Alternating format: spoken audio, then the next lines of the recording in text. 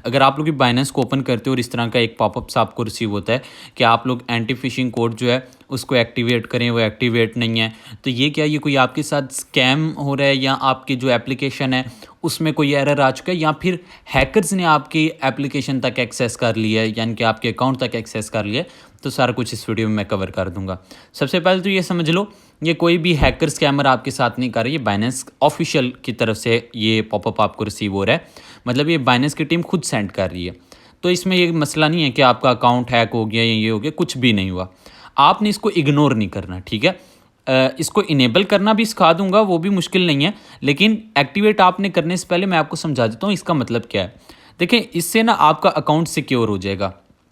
आप लोगों को पता है कि आप लोग का जो जीमेल है उस पे बाइनेंस जो है वो मेल्स वगैरह सेंड करता रहता है कि आपकी ये ट्रांजैक्शन हो गई है, बाइनेंस रेड पैकेट क्लेम करें, ये करें, यानी कि नोटिफिकेशन डिटेल्स वगैरह भेजता रहता है। अमूमन नोटिफिकेशंस आते रहते हैं वहाँ पे। अब क्या होता है कि अमूमन ऐसे मेल्स भी होते हैं उसमें लिखा होता है कि आपको 5 USDT रिसीव हुए हैं, विजिट डैशबोर्ड, ठीक है।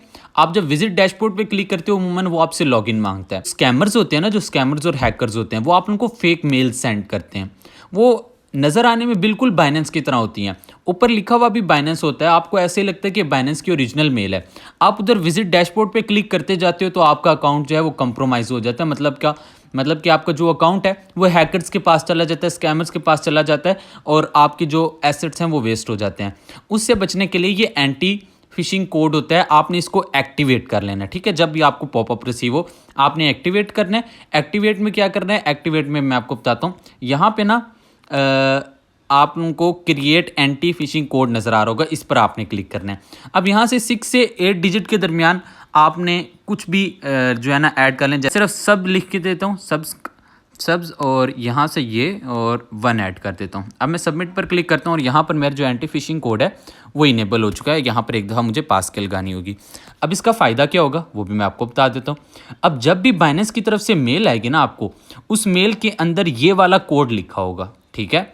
आप जब भी बाइनेंस की तरफ से आपको मेल आएगी तो जो मेल होगी उसके अंदर ही आपको ये वाला कोड नजर आएगा। एक अलग अलग कोड है, इस वजह से आपको पता लग जाएगा कि ये वाली मेल मुझे बाइनेंस की तरफ से आई। जिस मेल के अंदर, जिस नोटिफिकेशन के अंदर, जिस मैसेज के अंदर ये ना लिखा हुआ, ये जो आपने एंटी फिशिंग कोड ऐड किया है, तो समझ जाना कि ये स्कैमर्स की तरफ से मेल है, ठीक है। इसको इनेबल लाजमी कर लो, आपका अकाउंट सेफ रहेगा। आपको पता लग जाएगा कौन सी मेल रियल है, कौन सी स्कैम है। अभी मुझे कोई नोटिफिकेशन नहीं है, वरना मैं आपको दिखाता भी। वो प्रॉपर आपका जो है ना ये वाला कोड साथ लिखा हुआ आता है मेल के अंदर।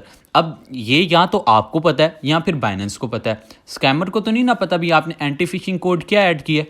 तो इस वजह से ये फिर आपका अकाउंट जो है बिल्कुल सेफ और सिक्योर हो जाता है और आपको पता लग जाता है कि ये मेल रियल है या नहीं। मज़ीद इस तरह की अपडेट्स के लिए सब्सक्राइब।